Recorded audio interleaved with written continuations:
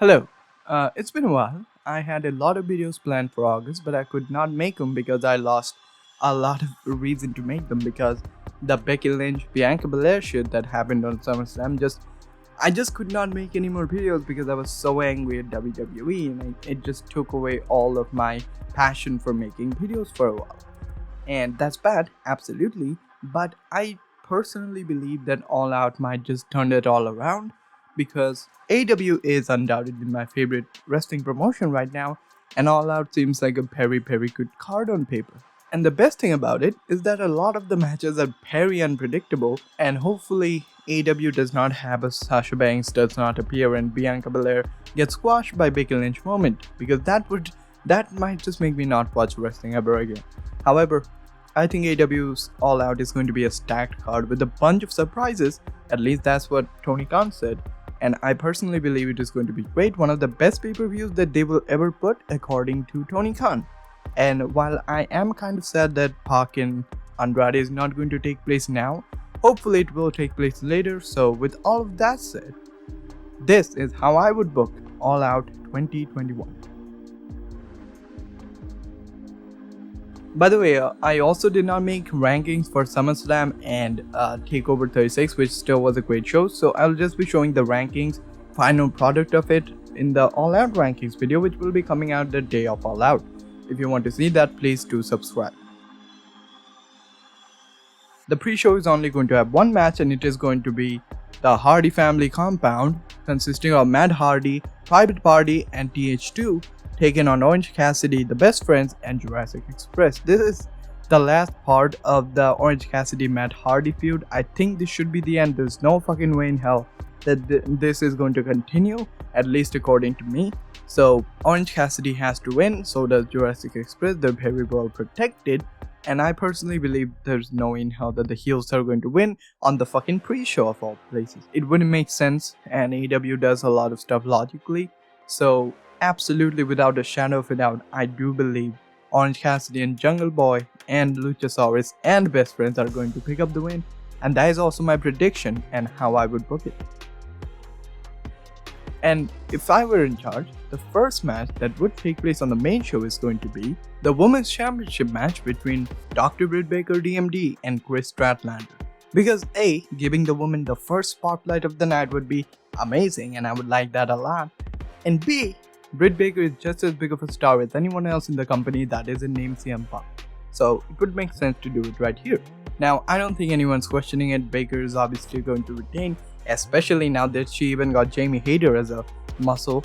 That's really good. I think there's no reason for Chris Statlander to win the match, but I do think they're going to have a hell of a match, so it would make sense to have the match at the beginning of the show to pump up the crowd by showing them the big star that is Britt Baker, while also making sure that you give the woman a spotlight while also Baker retains, so it's a good thing altogether. So how I would book it and my prediction are the same. Britt Baker defends and retains her championship over Chris Statlander.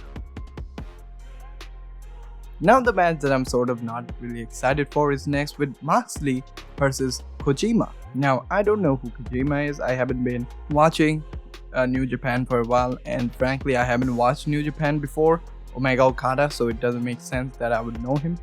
But I think he's a legend, so I think they're going to have a pretty decent match. This does not need to go over 5-6 minutes. It really does not. This can just go a couple of minutes and Moxley is the paradigm shift and wins. I don't think there's any reason for it to go longer unless they can get a really good match. Then it's fine, but yeah, I was really hoping Moxley and Tanahashi would have a match here. That would have made this card a lot better, if I'm being honest. So how I would book it and predictions are the same again. Moxley wins the match. Next up, the TNT Championship match with Miro versus Eddie Kingston. This is a great match because there is a bit of a chance that Miro might have lost the championship if this match was taking place in the Arthur Ashe Stadium. However, there's not a single chance in hell that he's losing the championship here, mainly because it's not time for it. He's one of the best things that AEW has got for now, and I don't think he should be losing it to Eddie Kingston at All Out in Chicago, at least not in front of a Chicago crowd when it could have been done in front of a New York crowd. I think if they really wanted Eddie Kingston to win, they would have had this match on the Arthur Ashe Stadium show And that would have made so much more sense. But of course, I do have an angle planned after a dominating win, sort of a dominating win for Miro. He should keep beating up Eddie Kingston again and again and again when Jon Moxley comes out and beats up Miro, saving his tag partner, setting up Moxley vs. Miro at the Ottawa Stadium. I think that would be a match a lot of people would like to see. And frankly, I think Moxley wouldn't win that one either, but this would be a good match to set up for Ottawa. So again, the same prediction and how I would book it, Miro retains. Now the worst match on the card is obviously Paul White vs. QT Marshall. This is not a pay-per-view match, ladies and gentlemen, especially not a main card match. This should have gotten back to the pre-show once the women's Casino Battle Royale was put forward.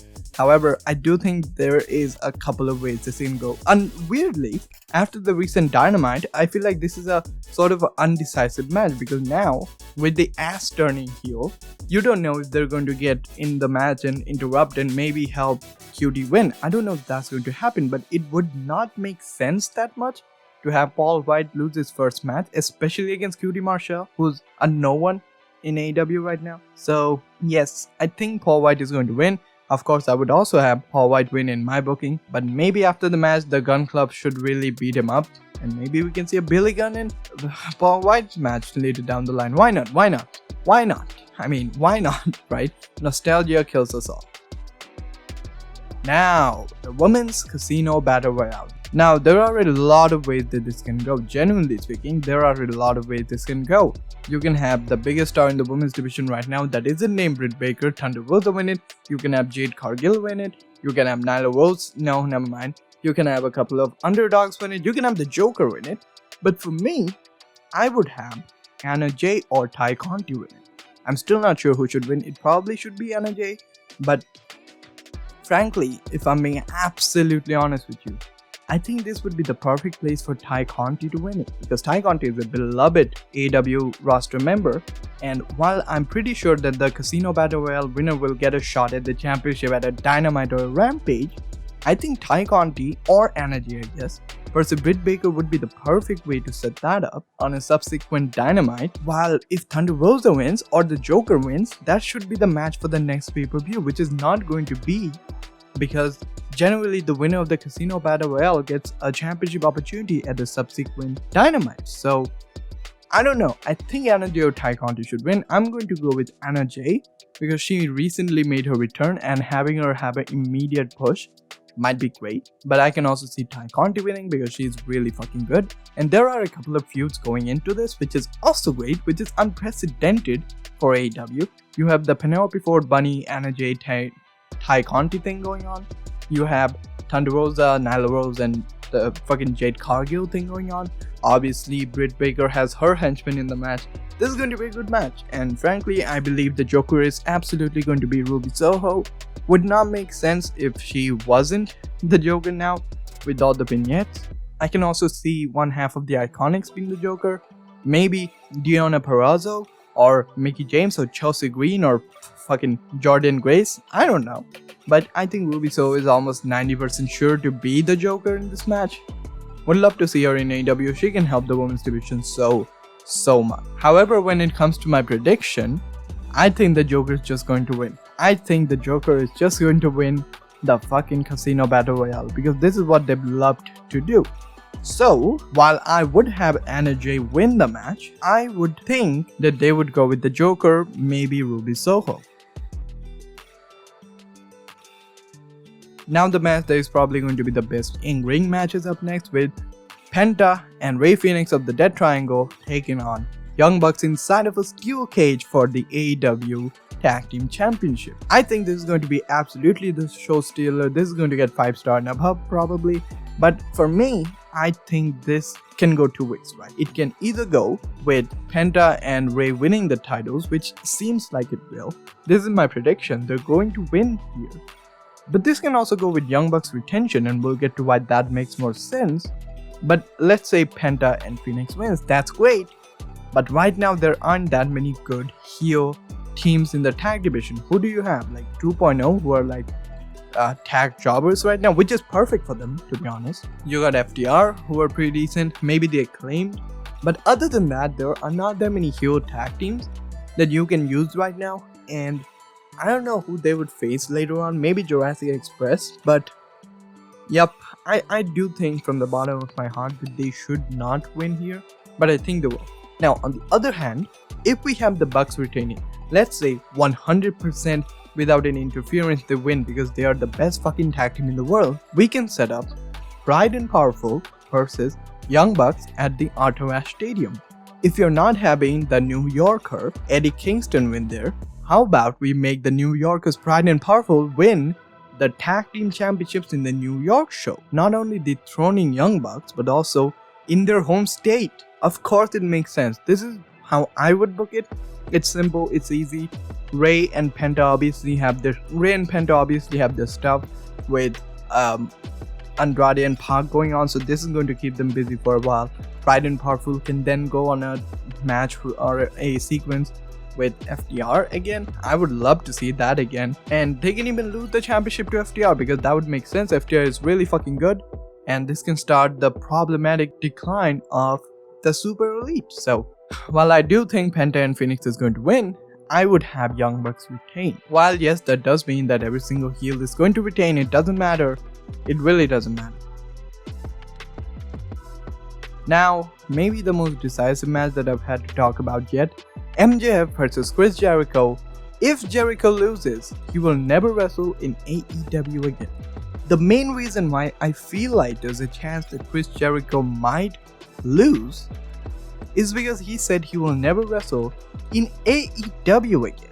Now, that might seem like he's retiring, but he also has the Jericho Cruise, and he also has other companies that he can wrestle in. And he said that he would like to have his last match with Lance Storm, which you can have in another, maybe on the Jericho Cruise for fuck's sake. So, I don't know 100% if I'm being honest, but I think Jericho is going to win.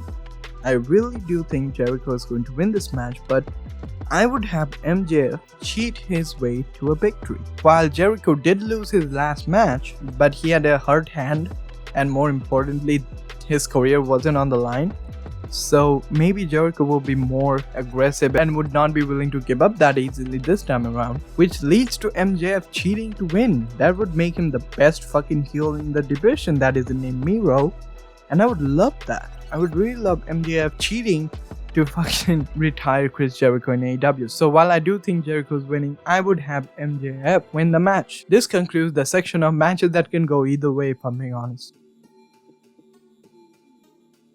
Now the last two matches are obviously going to be Kenny Omega versus Christian Cage for the AEW World Heavyweight Championship, with the last match being obviously Punk and Darby. This match, there's no way in hell Omega's losing the championship to Christian fucking Cage after Christian pinned him before. I think this is the closest Christian might get to a 5-star classic, because Omega's really good when he tries. He's really fucking good always, and Christian Cage is obviously amazing. So while I do think that Omega is going to win, and he definitely is, I do think it should be clean. I do think that since he did lose the championship, the Impact Championship, sort of unfairly, this should be a completely fair win for Omega. And maybe we would have Adam Cole return or debut after this. Maybe Bryan Danielson shows up. I don't really care. Kenny Omega wins. This is my prediction, and also how I would book. And finally, the home stretch for CM Punk versus Darby fucking Allin. This has to be the final match of the night, because otherwise people are just going to scream their lungs out and not care about the rest of the matches. Now, there's no way in hell that CM Punk is actually losing his first match back. I do think this is going to be a good match. Darby is really good in the ring for his age, and I really think that he can take Punk to a very good match, carve off all of his ring rust, and just allow him to have a really good match. Maybe after the match we can see Bryan Danielson or Adam Cole or fucking anyone show up, maybe. But CM Punk wins. Prediction, how I would book, same. CM Punk wins over Darby Allin, and maybe they shake hands after the match, which would be great. And this is exactly how I would book AEW All Out 2021. Let me know if you enjoyed, and also be sure to subscribe for ratings, which will be coming out shortly after All Out. Also be sure to give me a like, share and subscribe, because I have a lot of videos from August that I have not uploaded, and I'll be uploading them in September, so look out for those. Thank you again, and as always, I'll see you in the next one.